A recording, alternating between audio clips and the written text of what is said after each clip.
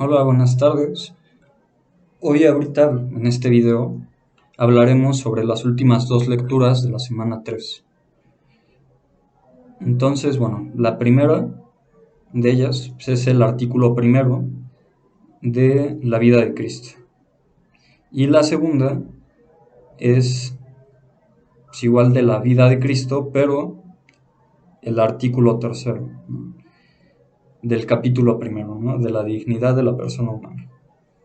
Pues realmente tres ideas importantes del texto, o ya juntando los dos textos, es una, que el hombre es imagen de Dios. Si se acuerdan, de eso hablamos un poco en el video pasado, de que el hombre es imagen de Dios y así mismo se puede relacionar con él, pero aquí lo tocan un poquito más a profundidad, ¿no? Entonces, esta parte de la imagen de Dios y la semejanza que tenemos con él es muy importante, ¿no? Al rato lo vamos a analizar un poquito más a fondo.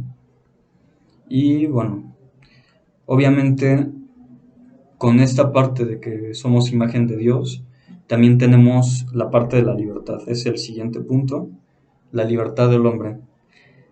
Entonces, ese es el siguiente punto. Y obviamente esta parte de la libertad y el pecado, ¿no? La libertad de que podemos rechazar u ofender a Dios, ¿no? De cierta manera. Entonces, esto se relaciona totalmente con la lectura pasada, pero aquí me cuestiono, es, una pregunta interesante que me llama la atención, es cómo como seres humanos, a pesar de tener nuestra naturaleza dañada, podemos evitar el pecado, ¿no?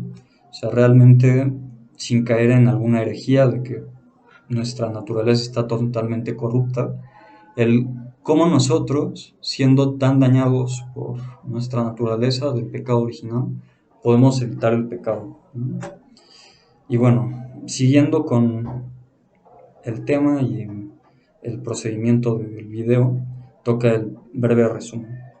Entonces, básicamente la primera lectura nos habla sobre que pues, Dios nos manifiesta su amor, una haciéndonos parte de su imagen y semejanza, ¿no?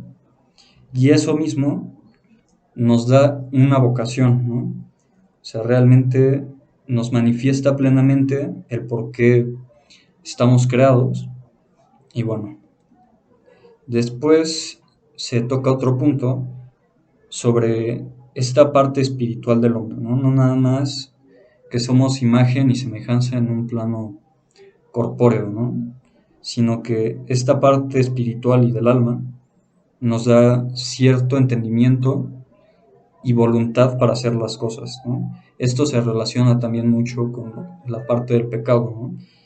Y respondiendo un poco a mi pregunta, es que, obviamente con nuestra voluntad y gracia de Dios podemos vencer al pecado, ¿no? Y obviamente esta parte de que si fuimos de Dios, o sea, si el primer principio fue Dios, Él nos creó, y toda su creación regresa a Él, y nosotros también estamos creados para regresar con Dios, ¿no? Y pues obviamente la verdadera libertad se sigue en el bien, ¿no? O sea, es algo que se toca en la segunda lectura, me parece, que, que Dios, y esta parte de la libertad solamente se obtiene siguiendo a Dios, ¿no? Siguiendo al bien.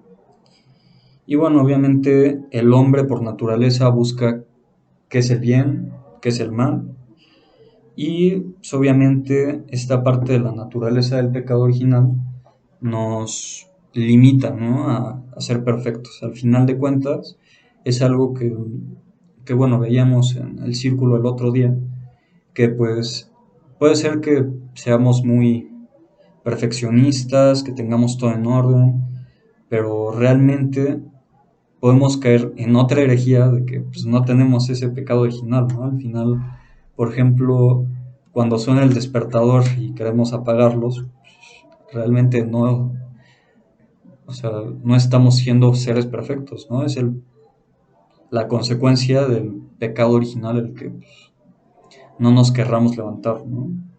O, por ejemplo, el sentir dolor, etcétera. Y bueno, obviamente esta parte de la libertad humana y el pecado, esta libertad, esta verdadera libertad, nos lleva a la salvación, ¿no? También toca ciertos puntos de la gracia, porque la gracia no pone la libertad, y siguiendo obviamente el bien, Dios nos derrama gracias, ¿no?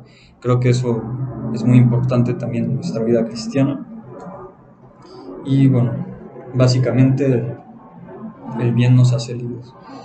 Y bueno, con esto concluimos el segundo video. Muchas gracias por su atención.